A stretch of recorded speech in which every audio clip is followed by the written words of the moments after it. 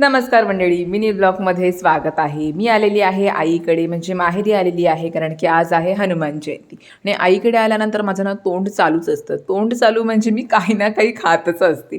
आईने प्रसाद आणला होता, तो खाल्ला। आणि मग आईनी दोन्ही मुली घरी येणार आहेत, मग काय आवडीचं बनवलं होतं। आंबोळी बनवली होती, गरम गरम आंबोळी आणि चटणी।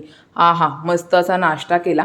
आणि मग दीदी आणि ओवी आली। तर ही आहे ओवी, म्हणजे माझी भाची, मोठ्या बहिणीची मुलगी।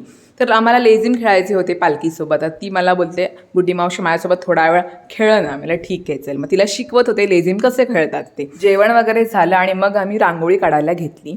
आमच्याकडे चुन्याची रांगोळी काढतात, पूर्ण अंगणभर अशी रांगोळी काढतात। तर आज आम्ही न काढता ओवी काढणार होती। तिची इच्छा होती की आज रांगोळी मी काढे। म्हणजे ठीक आहे, आपलं बघून आपलं मुलंसुद्धा करतात, त्याच्यातच आपला खरा आनंद आहे।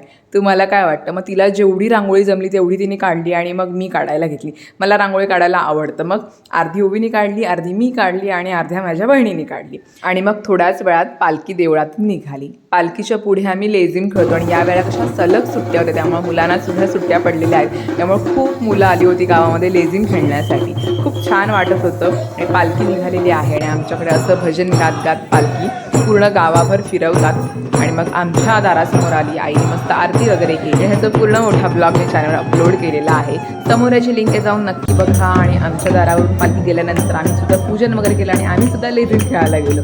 बघा आम्ही कुठे दिसतोय का तुम्हाला 2 वेळे लेझिम खेळताना। चला, व्हिडिओला लाईक करा, चॅनलला सबस्क्राईब करा। भेटते मी पुढच्या ब्लॉगमध्ये। Bye bye.